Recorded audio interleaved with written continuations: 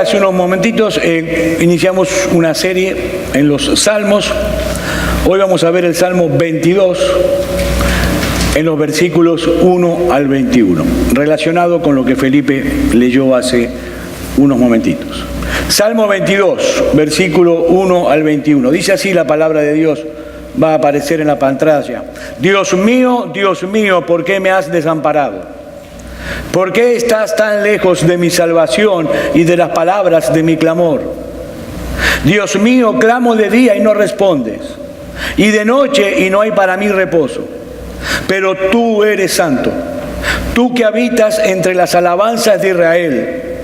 En ti esperaron nuestros padres, esperaron y tú los libraste. Clamaron a ti y fueron librados, confiaron en ti y no fueron avergonzados.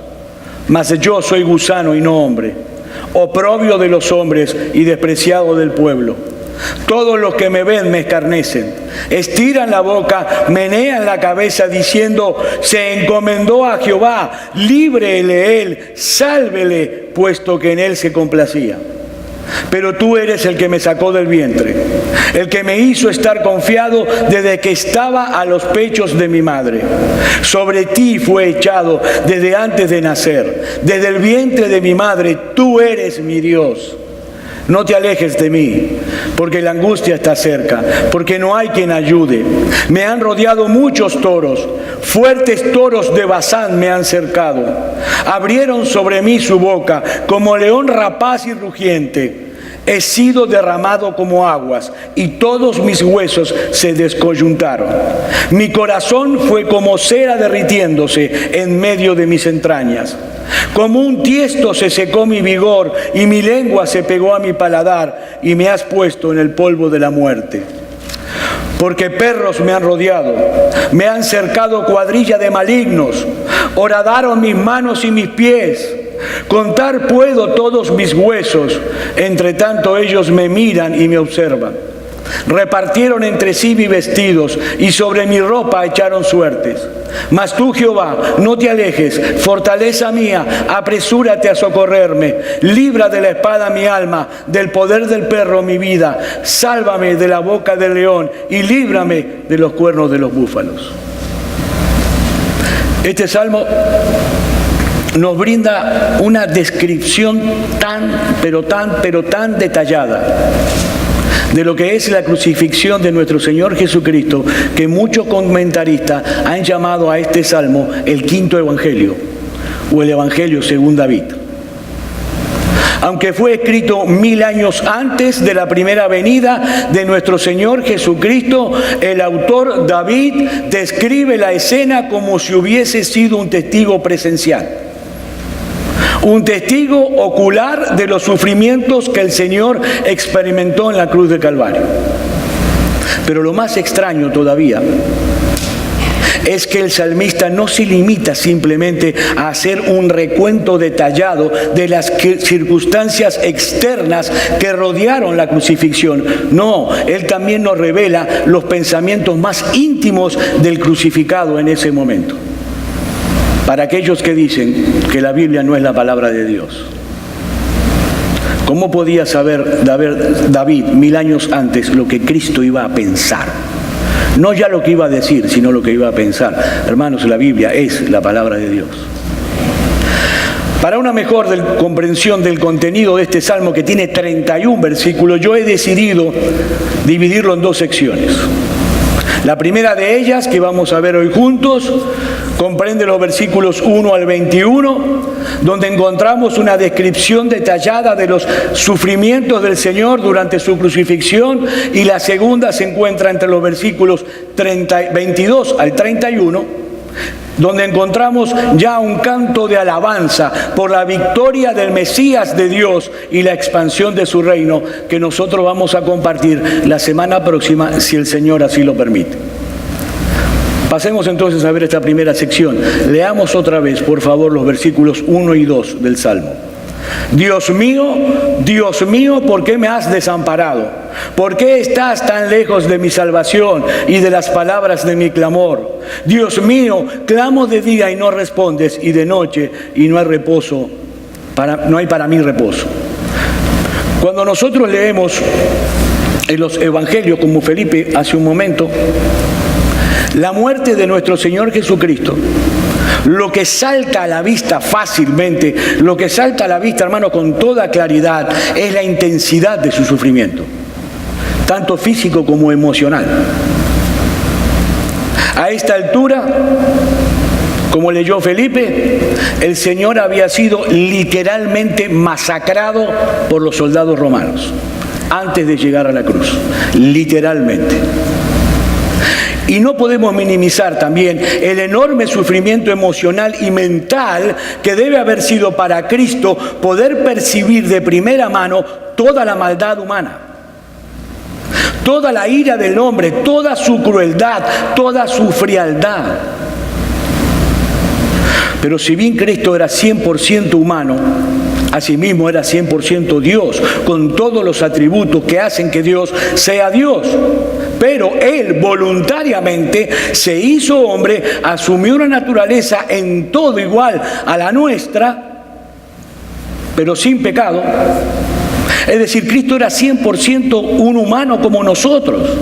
Y sus terminaciones nerviosas eran exactamente igual a las nuestras. Él sufría el dolor como nosotros lo sufrimos. Sin embargo, en este texto podemos ver que el dolor más intenso que Él debió soportar en la cruz le vino de la fuente menos esperada, del lugar menos esperado. Dios mío, ¿por qué me has desamparado? Y estas palabras son uno de los más grandes misterios de toda la Biblia. Pero al Espíritu Santo le plació revelarnos que Cristo fue desamparado por su Padre en el momento más crítico, en el momento más terrible, en el momento más agónico y angustioso de todo su ministerio. Y vale la pena aclarar aquí que cuando estamos hablando de que fue abandonado por Dios, no es esa sensación de abandono que nosotros solemos sentir. Muchas veces. Nosotros a veces sentimos que somos abandonados por Dios. Sobre todo cuando estamos atravesando muchos problemas, ¿no? O muchas aflicciones. Parece que el Señor no está escuchando nuestras oraciones, nuestras plegarias, parece que Dios nos ha dado la espalda. Pero ¿saben una cosa, mis queridos hermanos? Eso es solo una sensación humana. Y nada más. Hermanos, la palabra de Dios dice que no hay ninguna cosa creada en el mundo físico ni en el mundo espiritual que pueda separarnos del amor de Dios que es en Cristo Jesús, Señor nuestro. Es una sensación que algunas veces tenemos, no una realidad. Pero en el caso de Cristo, cuando Él estaba colgado en esa cruz romana, el abandono de Dios no fue simplemente una sensación. Fue una realidad. De hecho, no sé si habrán notado ustedes, esta es la única ocasión que se registra en la Biblia en que Cristo se dirige a Dios sin llamarlo Padre. Dios mío, ¿por qué me has desamparado? El abandono, hermano, fue real.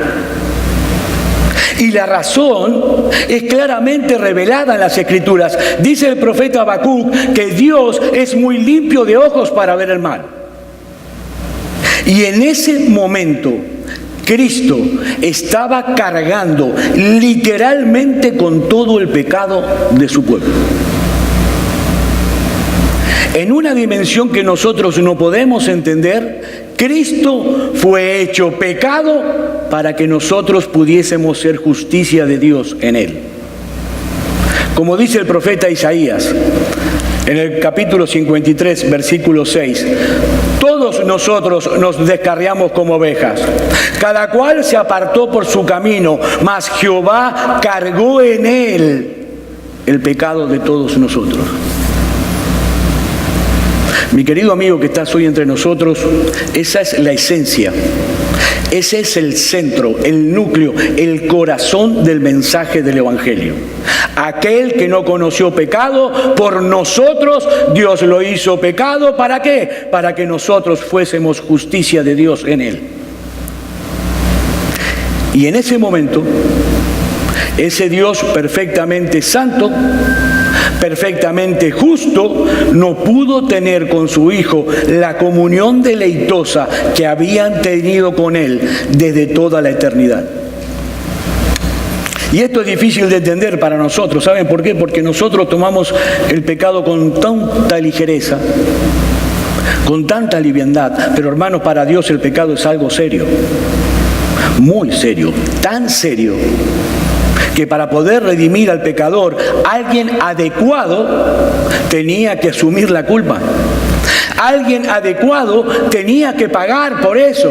La segunda persona de la Trinidad, Dios el Hijo, se hizo hombre, asumió nuestra propia naturaleza y murió en esa cruz. ¿Saben por qué, mis queridos hermanos? Porque era imposible salvar al hombre de otro modo.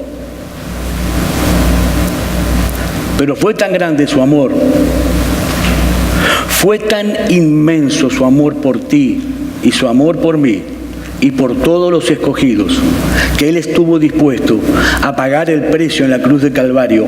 Jesucristo, hermanos, en ese momento estaba sufriendo literalmente el infierno. El infierno que cada uno de nosotros merecíamos por causa de nuestro pecado. En ese preciso momento de total oscuridad, dice la Biblia que el cielo se volvió de noche. Toda la ira de un Dios 3 veces santo, toda la ira de un Dios perfectamente justo fue derramada sobre Él. Por eso dice la Biblia que Cristo es la propiciación de nuestro pecado. Él se interpone entre nosotros y Dios para que toda la justa ira de Dios por el pecado que nosotros merecíamos cayera sobre Él y no sobre nosotros. Y todo lo hizo, hermano, por amor a ti y por amor a mí. Cristo sabía perfectamente a qué había venido a este mundo. Él vino a morir, pero también sabía perfectamente que la muerte no tendría la última palabra. Es por eso que en medio de su desamparo, Él clama a Dios y le dice: Dios mío, Dios mío. Ahora, qué paradójico suena, ¿no? Porque uno pregunta, si Él se siente desamparado, entonces ¿para qué clama? ¿Para qué le clama a Dios si Dios lo abandonó? ¿Saben por qué, mis queridos hermanos? Porque la fe de Cristo como hombre aún se mantenía intacta. Por eso decimos que esta no fue una expresión de duda, no es un signo de pregunta, es una prueba de que su fe seguía totalmente intacta.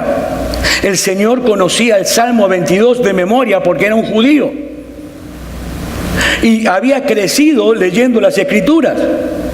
Y Él sabía perfectamente muy bien que este salmo concluye con un grito de victoria, no de frustración. De victoria.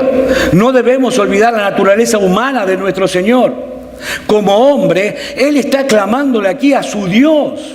Dios mío, ¿por qué me has desamparado por tanto tiempo?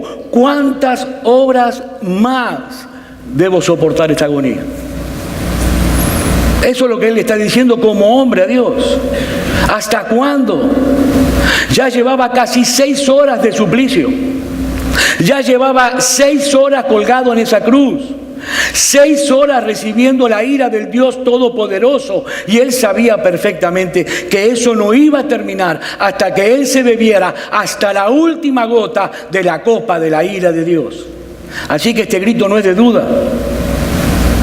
Este grito es el clamor de alguien que está atravesando por el más intenso sufrimiento que hombre alguno haya experimentado jamás. Por eso Cristo continúa librando esta batalla en oración. En oración, clamando a ese mismo Dios que lo había desamparado. Y esta es una de las características más impresionantes de este salmo, si quieren leerlo después. Comienza con un grito de desamparo, pero a cada estrofa del salmo que describe los sufrimientos de Cristo, le sigue inmediatamente una oración. Hay 3 oraciones de Cristo en este salmo. Primera oración, versículo 3 al 5. Pero tú eres santo, tú que habitas entre las alabanzas de Israel. En ti esperaron nuestros padres, esperaron y tú los libraste. Clamaron a ti y fueron librados.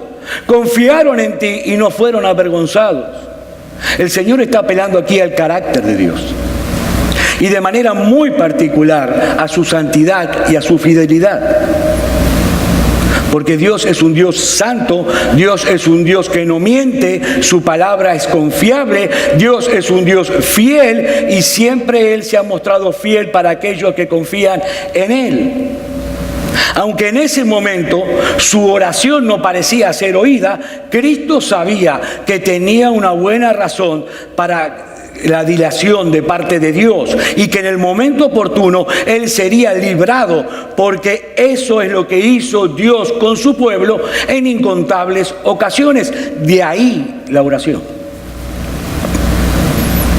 Él confiaba en la santidad y la fidelidad de Dios. De paso, hermanos, aquí tenemos en estos versículos, un claro ejemplo de lo que todos nosotros debemos hacer en tiempos de aflicción, ¿no?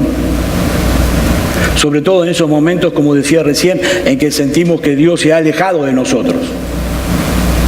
En esos momentos que sentimos que nuestras oraciones no pasan más allá del techo. Debemos actuar como Cristo. Mi querido hermano, la presencia de Dios no depende de que nosotros la podamos sentir o no. La presencia de Dios depende de su promesa.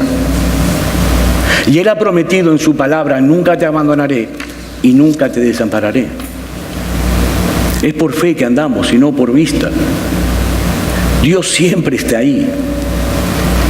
Y nosotros podemos clamar libremente a Él en las horas más oscuras. Porque Él sigue siendo santo, Él sigue siendo fiel y sigue siendo el soberano del universo. Hermano mío, hermana mía, si ahora tú no lo sientes a tu lado, si ahora hoy tú no sientes la presencia de Dios como la has sentido en otro momento, hermano mío, sigue esperando en Él. Sigue clamándolo a Él, porque Él no se olvida el pacto que ha hecho con su pueblo de no volverse atrás, de hacernos bien. Jesús confiaba en Dios, en su presencia, a pesar de que no lo sentía a su lado. Salmo 123, versículo 1 y 2. A ti alcé mis ojos, a ti que habitas en los cielos. He aquí como los ojos de los siervos que miran la mano de sus señores, y como los ojos de la sierva a la mano de su señora. Así nuestros ojos miran a Jehová, nuestro Dios. ¿Hasta cuándo? Hasta que tenga misericordia de nosotros. Hermanos, sentirse abandonado por los amigos es duro. Sentirse abandonado por la familia es otra cosa, pero sentirse abandonado por Dios, créame, es algo muy distinto. Nosotros venimos delante de Dios, venimos con nuestras cargas, clamamos con ansiedad, clamamos con angustia y parece que Dios no responde. Meses orando por lo mismo. Pero ¿qué dice el salmista aquí, en los versículos que acabamos de leer? Yo permaneceré aquí, alzando los ojos a Jehová, hasta que Él tenga misericordia de nosotros. Y eso fue exactamente lo que hizo Cristo en medio del dolor más fuerte, de los insultos más crueles, aun cuando su confianza en Dios era objeto de burla por los demás. Versículos 6 al 8. Mas yo soy gusano y no hombre, oprobio de los hombres y despreciado del pueblo. Todos los que me ven me escarnecen, estiran la boca, menean la cabeza diciendo: se encomendó a Jehová, libre de él, sálvele, puesto que en él se complacía. Es evidente que el tratamiento que Jesús estaba recibiendo en la cruz era totalmente inhumano. Inhumano. Él se compara con un gusano. ¿Saben por qué? Porque un gusano no solo es un bicho despreciable, sino también que es repugnante a la vista. Y eso es lo que Cristo causaba a los demás. Estaba tan destrozado y tan desfigurado que lo único que causaba a la gente era desprecio y repulsión. Daba asco mirarlo. ¿Ustedes han estado alguna vez delante de una persona que ha sufrido un accidente muy grave, pero grave, que sus vísceras están a la vista? Se pueden ver sus órganos, que da ganas de vomitar. A mí como policía me pasó muchas veces. Hermanos, eso era precisamente lo que estaba sucediendo con Cristo en ese momento. Era tal su aspecto que el pueblo lo veía repugnante, despreciable, a tal punto que no parecía ser un ser humano. Isaías capítulo 52, versículo 14. ¿Cómo se asombraron de ti muchos? De tal manera fue desfigurado de los hombres su parecer y su hermosura más que la de los hijos de los hombres. Capítulo 53, versículo 2. Subirá cual renuevo delante de él y como raíz de tierra seca, no hay parecer en él, ni hermosura. Le veremos más inatractivo para que le deseemos. Hermanos, el Señor de la gloria había descendido a lo más bajo. Era un gusano delante de los demás en ese momento. Pero todavía la fe de Cristo se mantenía intacta. Aparece la segunda oración, versículo 9 al 11. Pero tú eres el que me sacó del vientre, el que me hizo estar confiado desde que estaba a los pechos de mi madre. Sobre ti fue echado antes de nacer. Desde el vientre de mi madre tú eres mi Dios. No te alejes de mí porque la angustia está cerca, porque no hay quien ayude. Una vez más el Señor trae a su memoria la fidelidad de Dios. Pero a diferencia de la oración anterior, aquí Él no está pensando en la fidelidad de Dios para con su pueblo, sino en la misericordia de Dios hacia Él personalmente, desde el momento mismo de su nacimiento. A pesar de los insultos, del dolor, de la burla, Él sabía perfectamente que su confianza estaba bien fundada. Cuando Cristo era apenas un bebé y no podía defenderse a sí mismo, y Herodes intentó matarlo, pero Dios lo libró. Dios lo guardó, Dios lo preservó. Cuando él no podía defenderse, Dios estuvo con él. Lo que Cristo está diciendo aquí, ¿cómo yo puedo ahora dudar de su cuidado y de su protección? Pero la agonía todavía no había terminado, todavía faltaba. Por eso es que él le clama a Dios en el versículo 11 y le dice: no te alejes de mí, porque la angustia está cerca. E inmediatamente, luego de la oración, pasa a describir de manera muy gráfica, cómo él, cómo Cristo estaba viendo, estaba percibiendo a la multitud que se encontraba al pie de la cruz.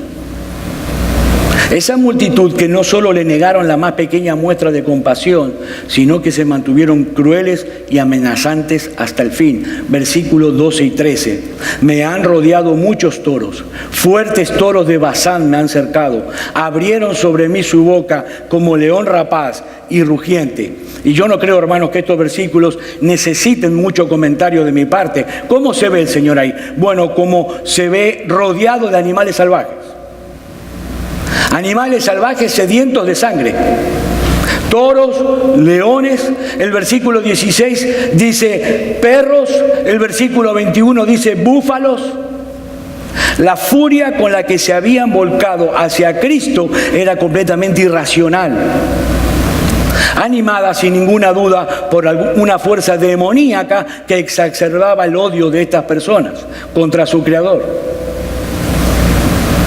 contra el Todopoderoso, aquel de quien el apóstol Juan escribió en su Evangelio, en el capítulo 1, versículo 1, en el principio era el Verbo, y el Verbo era con Dios, y el Verbo era Dios. Todas las cosas por Él fueron hechas, y sin Él nada de lo que ha sido hecho fue hecho. Ese Creador del que habla Juan, Todopoderoso, voluntariamente y por amor a su pueblo, decidió colocarse en esa situación tan vulnerable que estamos describiendo aquí. Cristo estaba ya totalmente agotado, exhausto, Ya no daba más, a punto de desfallecer. Noten los versículos 14 y 15. He sido derramado como aguas y todos mis huesos se descoyuntaron. Mi corazón fue como cera derritiéndose en medio de mis entrañas. Como un tiesto se secó mi vigor y mi lengua se pegó a mi paladar y me has puesto en el polvo de la muerte. Comentando acerca de este pasaje, un autor dice: su completo agotamiento y su debilidad desesperada en estas circunstancias de eminente peligro se exponen aquí con las figuras más expresivas. La solidez de su cuerpo queda destruida y viene a ser como el agua. Los huesos se abren. El corazón, el mismo asiento de su vitalidad, se derrite como cera. Todos los jugos de su sistema se secaron. La lengua ya no funciona, yace rígida y seca. Y saben una cosa, mis queridos hermanos, todo eso sucedía con la conciencia plena de que él sabía de que estaba sufriendo esto por la voluntad de Dios. Por la voluntad de Dios. Noten el versículo 15: y me has puesto en el polvo de la muerte. Otro comentarista escribió: no eran los enemigos la causa de su tribulación, no. Tampoco lo era la fuerza de un destino determinado por el ciego azar, no. Detrás de toda causa humana visible se ocultaba la mano invisible de Dios que dirigía todos los acontecimientos. Aunque Cristo sabía, y debemos aclararlo, que estos hombres perversos de lo que él están hablando no eran simples títeres de Dios. No, ellos eran responsables de lo que estaban haciendo. Como tú, mis queridos amigos, eres responsable por tu pecado. Porque solo tienes dos opciones. O tú estás en compañía de esos que masacraron a Jesucristo ese día, y si fuera por ti, lo masacrarías otra vez. O estás en compañía de aquellos que, como el ladrón en la cruz del Calvario, lo reconocen como el Mesías, como el Hijo de Dios, como Señor y Salvador. No, estos hombres no eran títeres de Dios. Ellos estaban actuando como una jauría de perros rabiosos, rodeando a su presa, disfrutando del espectáculo. Versículos 16 al 18. Porque perros me han rodeado, me ha acercado una cuadrilla de malignos, horadaron mis manos y mis pies. Contar puedo todos mis huesos, entre tanto ellos me miran y me observan. Repartieron entre sí mis vestidos y sobre mi ropa echaron suerte. Y leyendo este pasaje en particular, este último, me vino una pregunta en mi mente que me daba vueltas en la cabeza. Cristo fue educado como un judío, ¿no? Cristo conocía perfectamente los salmos. Él había memorizado el Salmo 22, seguramente como buen judío.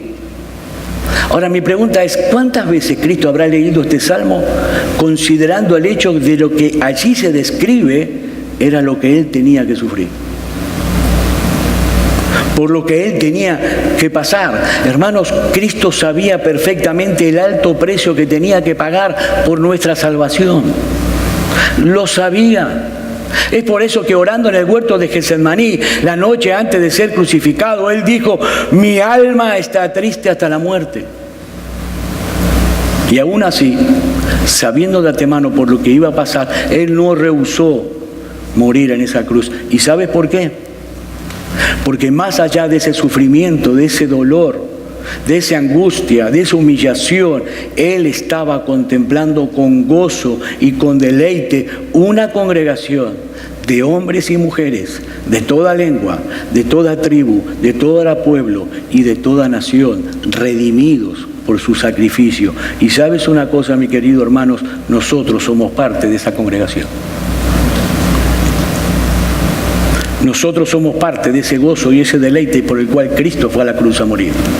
Es por eso que el profeta Isaías, anticipándose 700 años a ese preciso momento, escribió en el capítulo 53, versículo 11: verá el fruto de la aflicción de su alma y quedará satisfecho. Por su conocimiento justificará a mi siervo a muchos y llevará las iniquidades de ellos. No, la muerte de Cristo no fue un fracaso. en el momento indicado, cuando Él se haya tomado hasta la última gota de la copa de la ira de Dios y la justicia de Dios fue perfectamente satisfecha, entonces su oración fue respondida. Versículo 19 al 21. Mas tú, Jehová, no te alejes, fortaleza mía, apresúrate a socorrerme, libra de la espada mi alma, del poder del perro mi vida, sálvame de la boca del león y líbrame de los cuernos de los búfalos. El tono de esta oración parece muy similar al de las anteriores, pero hay una diferencia: ya no es un pedido de auxilio, Él lo está viendo ya como algo hecho. Esta es la anticipación de su liberación. Y esto es lo que explica el cambio tan dramático de tono en el Salmo que vamos a ver a partir del versículo 22, la semana que viene, si el Señor lo permite. El Salmo cambia radicalmente. Lo que comenzó como un grito de angustia, culmina con un canto de alabanza y de júbilo. Cambia. Pero para finalizar ya, quisiera traer unas breves palabras de aplicación a todo lo que hemos visto en esta mañana. Y aunque obviamente estarán de acuerdo conmigo, son innumerables las aplicaciones que nosotros podemos extraer de este texto. Innumerables. Yo quisiera simplemente que esta semana meditáramos en 3 de ellas. En primer lugar, hermanos, este pasaje nos muestra de una forma muy vívida, muy contundente, la inmensidad del amor de Dios por nosotros. La inmensidad del amor de Dios. Un amor que no depende de las circunstancias, sino de la decisión soberana de Dios, que nos escogió para que seamos suyos desde antes de la fundación del mundo. Muchas veces hemos dicho de este púlpito que la salvación es gratis para el pecador. Pero no por eso significa que sea barata, no, sino porque el precio estaba tan fuera de nuestro alcance que Dios mismo decidió pagarlo por nosotros. Y hermanos, ¿qué precio? La sangre preciosa de su Hijo Jesucristo en la cruz. Romanos capítulo 5, versículo 8. Mas Dios muestra su amor para con nosotros en que siendo aún pecadores, Cristo murió por nosotros.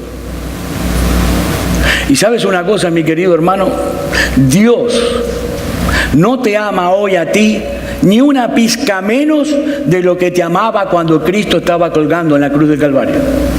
Ni una pizca menos. ¿Sabes por qué? Porque el amor de Dios es inmutable. Repito, tal vez tú en estos días te estés sintiendo abandonado por Dios. Tú sientes a Dios muy lejos de ti. Es más, Satanás te está susurrando al oído: ¿tú no confías en Dios? Bueno, ¿y qué está haciendo Dios por ti en este momento? ¿No llevas orando meses, años por la misma cosa y no tienes respuesta? Es que Dios no te escucha. Mi amado hermano, lo repito, no hay ninguna cosa creada, visible o invisible, en todo el universo que nos pueda separar del amor de Dios que es en Cristo Jesús, Señor nuestro. Créeme bien lo que te digo, si tú eres un verdadero creyente, si tú eres un hijo de Dios, no importa la condición espiritual en la que tú te encuentres hoy o cuáles puedan ser tus aflicciones y tus problemas, Dios no te ama ni una pizca menos de lo que te amaba cuando su Hijo fue a esa cruz a morir por ti. Su amor es inmutable. Lo refleja este salmo. En segundo lugar, en este pasaje podemos ver también cuán bienaventurados somos. Pero qué bienaventurados somos todos aquellos que tenemos en Cristo el Salvador de nuestras almas. Hermanos míos, qué glorioso es tener a Cristo. Y qué glorioso es poder llamarse cristiano. Cristo sufrió lo que sufrió en esa cruz para redimirnos a nosotros de toda iniquidad, para la gloria de Dios, pero también para que no hubiese ninguna barrera entre nosotros y Él. Y así pudiésemos tener una comunión plena y absoluta con Él. Hermanos, Cristo ahora nos llama mis hermanos. Cristo nos llama mis hermanos. Hermano mío, no pienses en la vida eterna simplemente como una vida que no tiene fin. ¿Sabes por qué? Porque una vida sin fin, sin Cristo, es un infierno. No es simplemente una vida sin fin, es una vida con Cristo. Es una vida a su lado. Es una vida en perfecta comunión con Él. Él, que es el deleite de nuestras almas. Qué glorioso es ser cristiano. Qué glorioso. Y en tercer lugar aprendemos que Dios no toma el pecado a la ligera. Mi amado hermano, mi hermana, ese pecado que tú muchas veces lo ves como poca cosa, como algo sin importancia, no muy relevante, ese pequeño pecado fue lo que llevó a Cristo a morir en la cruz. Sus mayores dolores no fueron los azotes, créeme. Su mayor dolor no fueron sus manos y sus pies traspasados por esos clavos en la cruz, no. Sus mayores dolores fueron tus pecados y los míos. Tus pecados y los míos. Fue la ira de Dios que tuvo que recibir sobre su espalda por culpa tuya y por culpa mía. Hermanos, no tomemos el pecado a la ligera, porque Dios no lo toma a la ligera, a tal punto que su Hijo tuvo que morir en una cruz, porque Dios no toma el pecado a la ligera. Y finalmente, amigo mío que estás aquí esta mañana entre nosotros sin Cristo, en esta oportunidad yo te ruego, yo te suplico que tú pienses seriamente en todo lo que has oído en estos minutos. Porque dice la Biblia en el libro de Hebreos, capítulo 2, versículo 3, ¿cómo escaparemos nosotros si descuidamos una salvación tan grande, la cual, habiendo sido anunciado primeramente por el Señor, nos fue confirmada por los que oyeron? Amigo mío, ¿qué excusa tú le vas a dar a Dios cuando estés delante de su tribunal de por qué pisoteaste la sangre de su Hijo? ¿Por qué tuviste por inmunda la sangre del pacto? Y yo sé perfectamente por qué no te conviertas. Lo sé perfectamente. Yo también fui incrédulo. Yo estaba en tu lugar. Sé perfectamente lo que sientes y lo que piensas. Tú no te conviertes por falta de evidencias, porque la creación tiene la huella dactilar de Dios por donde la mires. Por eso es perfecta. Tú tienes aquí la palabra de Dios.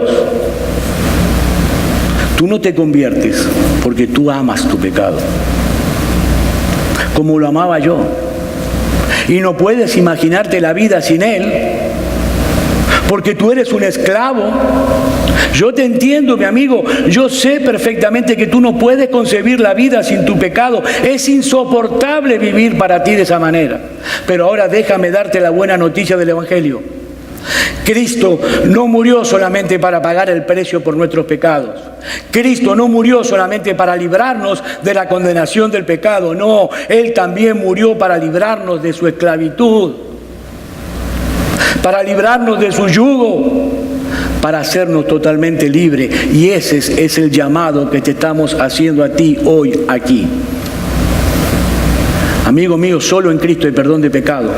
Solo en Cristo hay liberación. Ven a Cristo, ven a la cruz, allí donde estás, pídele a Él que tenga misericordia de ti.